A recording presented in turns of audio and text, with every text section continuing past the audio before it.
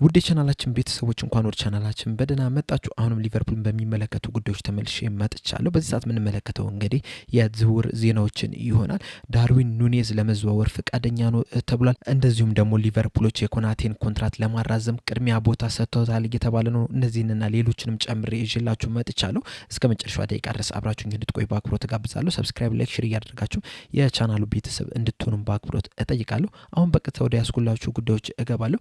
በመጀመሪያ የምንመለከተው እንግዲህ ሊቨርፑሎች የአንድ ወጣት ተጫዋችን ኮንትራት ለማራዘም ጥያቄ አቅርበዋል እየተባለ ነው የሚገኘው። ፋብሪዞ ሮማኖ እንደዘገበው ከሆነ እንግዲህ ሊቨርፑሎች የአካዳሚ ተጫዋች የሆነውን የ19 ዓመቱን ውላይቲ ላኪን ኮንትራት ለማደስ ጥያቄ አቅርበውለታል እያለን ይገኛል። ይህ ተጫዋች እንግዲህ በመሀል ተከላካይ ቦታ ነው የሚጫወተው። ሊቨርፑሎችም ለዚህ ተጫዋች የ4 ዓመት ኮንትራት አቅርበውለታል እየተባለ ነው የሚገኘው። አሁን ያለበት ኮንትራት እንግዲህ በዚህ ክረምት የሚጠናቀቅ ይሆናል። ለዛም ነው እንግዲህ ሊቨርፑሎች በጣም በፍጥነት እየሰሩ የሚገኙት። በእርግጥ ይህንን ተጫዋች እንግዲህ ሊቨርፑሎች ብቻ አይደለም እየፈለጉት የሚገኙት፣ ሌሎችም ክለቦችም እንግዲህ ይህንን ተጫዋች ለማስፈረም ጥረት እያደረጉ ነው የሚገኙት። ከስፔንና ከጀርመን የሚገኙ ክለቦች የዚህን ተጫዋች ኮንትራት ለማግኘት ጥረት እያደረጉ ነው ያሉት፣ ንግግርም እያደረጉ ነው የሚገኙት ብሎናል ፋብሪዞ ሮማኖ። ሊቨርፑሎችም እንግዲህ ከፍተኛ ጥረት እያደረጉ ነው ያሉት በጣም ተስፋ የተጣለበት ተጫዋች ከመሆኑ አንጻር።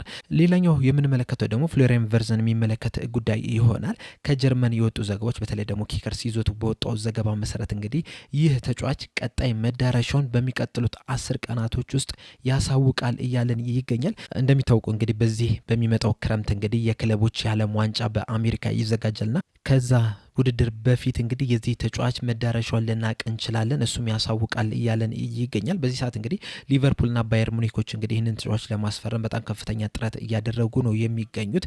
በእርግጥ አንዳንድ መረጃዎች ባየር ሙኒኮችን ተቀዳሚ ምርጫ አድርጓል እያሉ ቢገኙም ሌሎች መረጃዎች እንደሚወጡት ከሆነ ደግሞ ሊቨርፑሎችም ቀዳሚ ተመራጭ ናቸው እያሉን ይገኛሉና በሁለቱ ቡድኖች መካከል እንግዲህ ከፍተኛ ፉክክር ይደረጋል ተብሎ ነው የሚጠበቀው። ሌላኛው ተጫዋች ደግሞ ሊቨርፑሎች ለማስፈረም እየጣሩ የሚገኙት እንግዲህ ሚሎስ ኬርኬዝ ነው። ሚሎስ ኬርኬዝ እንግዲህ በበርንማውዝ ነው እየተጫወተ የሚገኙና ሊቨርፑሎችም ይህንን ተጫዋች ለማስፈረም ከፍተኛ ጥረት እያደረጉ ነው የሚገኙት። በተለይ ደግሞ የግራ ክንፍ ተከላካይ ቦታውን ለማጠናከር ከፍተኛ ጥረት እያደረጉ ነው የሚገኙትና ቀዳሚ ተመራጫቸውም ደግሞ ኬርኬዝ ነውና አሁን ላይ በወጡት መረጃዎች መሰረት እንግዲህ ድርድሩ እየተካሄደ ነው የሚገኘው። ሊቨርፑሎችም ጥረት እያደረጉ ነው የሚገኙት ይህንን ተጫዋች ለማስፈረም እያለን ይገኛል ፋብሪዞ ሮማኖም እንደዚሁም ደግሞ ሌሎችም ዘገባዎች በዘገቡት መሰረት።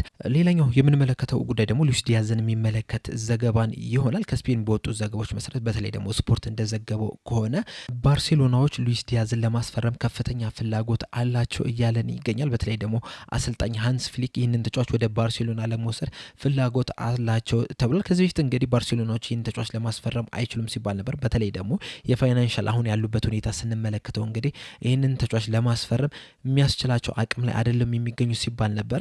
ነገር ግን ደግሞ ዘንድሮ በጣም ስኬታማ የሆነ ቡድን ነው ባርሴሎና። እስከ ግማሽ ፍጻሜ የሻምፒዮንስ ሊግ መድረስ ችሏል። ላሊጋውን ማሸነፍ ችሏል። ኮፓ ዴላሪዮን ማሸነፍ ችሏል እና በእነዚህ ባገኛቸው ገንዘቦች እንግዲህ የተለያዩ ተጫዋቾችን ማስፈረም የሚችልበት አቅም ላይ ሊሆን ይችላልና ምናልባትም ሉዊስ ዲያዝን ከሊቨርፑል ለመውሰድ ፍላጎት አላቸው እየተባለ ነው የሚገኘው። ሉዊስ ዲያዝም እንግዲህ በዚህ ክረምት ሊወጡ ከሚችሉ ተጫዋቾች መካከልም እንግዲህ አንደኛው ነው። የተለያዩ ክለቦች ይህንን ተጫዋች ለማስፈረም እንግዲህ ፍላጎት አላቸው። አንደኛው ባርሴሎና ነው። ሌላኛው ደግሞ ሳውዲ ሊግ ላይ የሚገኙ ክለቦች ናቸውና ይህንን ተጫዋች እንግዲህ ምናልባትም በክረምት የዝውውር መስኮት ከሊቨርፑል ሲለቅ ልንመለከተው እንችላለን። አንደኛው መዳረሻ ደግሞ ባርሴሎና ነው እየተባለ ይገኛል። በቀጣይ የምንመለከተው ደግሞ ሌኪፕ ይዞት የወጣውን ዘገባ ነው። እንደ ሌኪፕ ዘገባ ከሆነ እንግዲህ ሊቨርፑሎች የኮናቴን ኮንትራት ለማራዘም ቅድሚያ ሰጥተው እየሰሩበት ነው እያለን ይገኛል። ሌኪፕ ዘገባ ከሆነ እንግዲህ ሪቻርድ ዲዩም ከዚህ በፊትም በተደጋጋሚ አናግሮታልና በቀጣይ ሳምንታትም እንግዲህ ከኮናቴ ኤጀንቶች ተወካዮች ጋርም ንግግር ያደርጋል እያለን ይገኛል። እንደሚታወቀው እንግዲህ ኢብራሂሞ ኮናቴ ቀጣይ አመት ላይ በሊቨርፑል የሚያቆየው ኮንትራት የሚጠናቀቅ ይሆናል። አሁን ላይ እንግዲህ 1 አመት ብቻ ነው እየቀረውና እሱን ለማስፈረሙ ደግሞ የተለያዩ ክለቦች እንግዲህ ፍላጎት እያሳዩ ነው የሚገኙት። በተለይ ደግሞ ማድሪዶችና እንደዚሁም ፒኤስጂዎች ይህንን ተጫዋች በቅርብ ሁኔታ እየተከታተሉት ነው የሚገኙት። ማድሪዶች በበኩላቸው አሁን ላይ ማስፈረም አይፈልጉም። ይህንን ተጫዋች በዋነኝነት ማስፈረም የሚፈልጉት በቀጣይ አመት ነው። በነፃ መዘዋወር በሚችልበት ሰዓት እንግዲህ ይህንን ተጫዋች ወደ ማድሪድ ለመውሰድ አስበዋል ነው እየተባለ የሚገኙ። ነገር ግን ደግሞ ሊቨርፑሎች አሁን ነው የምንሸጠው ካሉ ደግሞ እስከ 30 ሚሊዮን ዩሮ ለዚህ ተጫዋች ለማቅረብ አስበዋል ነው እየተባለ የሚገኘው። እንደሚታወቀው እንግዲህ በቅርቡ ዲን ሁድሰንን ከበርንማውዝ ማስፈረማቸው አይዘነጋም። ይህ ሲዝንም እንደተጠናቀቀ እንግዲህ ማድሪዶችን የሚቀላቀል ይሆናልና ምናልባትም እሱን ተጫዋች ማስፈረማቸው እንግዲህ ኮናቴን አሁን ላይ ተቻኩሎ እንዳያስፈርሙ ሊያደርጋቸው ይችላልና በቀጣይ ዓመት ኮንትራቱ ሲጠናቀቅ እንግዲህ ለመውሰድ አስበዋል ነው እየተባለ የሚገኘው። በአንጻሩ ደግሞ ፒኤስጂዎች እንግዲህ አሁን ላይ መውሰድ የሚችሉ ከሆነ ከፍለው ለመውሰድ ዝግጁ ናቸው ነው እየተባለ የሚገኘውና ሊቨርፑሎች እንግዲህ ከሁለቱም ክለቦች ቀድሞ የዚህን ተጫዋች ኮንትራት ለማራዘም እያሰበ ነው የሚገኘው። እሱ ላይም ደግሞ በደንብ እየሰራ ነው የሚገኘውና ምናልባትም እንግዲህ ይህ የክረምቱ የዝውውር መስኮት ከመጠናቀቁ በፊት የዚህን ተጫዋች ሁኔታ ለመጨረስ አስበዋል ነው እየተባለ የሚገኘው። ምናልባትም እንግዲህ በሊቨርፑል የሚያቆየውን ኮንትራት የማይፈርም ከሆነ በዚህ ክረምት ዝውውሩ ከመጠናቀቁ በፊት እንግዲህ ሊቨርፑሎች ሊሸጡ የሚችሉበት ሁኔታ ሊኖር ይችላል እያለን ይገኛል። ነገር ግን ቀጣይ ሳምንታት ውስጥ እንግዲህ ሪቻርድ ዲዩ የኢብራሂም ኮናቴን ተወካዮች ያናግራል ነው እያለን የሚገኘው። በዛ ንግግር ላይ እንግዲህ በዋነኛው ትኩረት የሚሆነው እንግዲህ የደሞዝ ጉዳይ ነው እየተባለ የሚገኘው። እንደሚታወቀው እንግዲህ ሊቨርፑሎች ለእሱ ያቀረቡለት ደሞዝ ነበረ። ነገር ግን ኢብራሂም ኮናቴ ያንን ውድቅ አድርጎታልና እሱ የሚፈልገው ነው እየተባለ የሚገኘው እንግዲህ እስከ 200,000 ፓውንድ ድረስ በሳምንት እንዲከፈለው ይፈልጋል ነው እየተባለ የሚገኘው እና ሊቨርፑሎች እዛ ድረስ ይጠጉታል ወይስ ኢብራሂም ኮናቴ ይቀንሳል የሚለውን ነገር እንግዲህ ቀጣይ የምንመለከተው ይሆናል። በመጨረሻም የምንመለከተው ደግሞ ዳርዊን ኑኔዝን የሚመለከተውን ዘገባ ነው። ዳርዊን ኑኔዝ እንግዲህ እንደሚታወቀው በመጪው የክረምት የዝውውር መስኮት ሊቨርፑልን ይለቃል ተብለው ከሚጠበቁ ተጫዋቾች መካከልም እንግዲህ አንደኛው ነው። ከዚህ በፊትም እንግዲህ ከተለያዩ ክለቦች ጋር ስሙ ሲያያዝ ነበረ። በተለይ ደግሞ ከሳውዲ ፕሮ ሊግ ላይ ካሉ ክለቦች ጋር እንደዚሁም ደግሞ ከናፖሊ ጋርም በቅርቡ በጣም ስሙ ሲያያዝ ነበር። አሁን ደግሞ በወጡት ዘገቦች መሰረት እንግዲህ ዳርዊን ኑኔዝ ወደ አትሌቲኮ ማድሪድ ለመቀላቀል ፈቃደኛ ነው እያለን ይገኛል። እንደ ኤላጉዌሮ ዘገባ መሰረት ይህ ዘገባ እንግዲህ አያይዞ የተናገረው ነገር ምንድን ነው? አትሌቲኮ ማድሪዶች እንግዲህ የዳርዊን ኑኔዝን ተወካዮች በተደጋጋሚ አግኝተው አናግረዋቸዋል። በዚህም መሰረት ነው እንግዲህ ዳርዊን ኑኔዝ ወደ አትሌቲኮ ማድሪድ ለመሄድ ፈቃደኛ የሆነው። ነገር ግን ደግሞ የዳርዊን ኑኔዝ የመዘዋወሪያ ሂሳብ እንግዲህ ከፍተኛ ገንዘብ ሊያስወጣቸው እንደሚችል ደግሞ እየጠረጠሩ ነው። በዚህም ምክንያትም እንግዲህ አንድ ተጫዋቻቸውን ሊሸጡ የሚችሉበት ቻንስ አለ እየተባለ ነው የሚገኘውና ያንን ተጫዋች በመሸጥ ከሚያገኙት ገንዘብ ላይ ትንሽ ጨምረው ዳርዊን ኑኔዝን ወደ አትሌቲኮ ማድሪድ ለመውሰድ አስበዋል ነው እየተባለ የሚገኘው።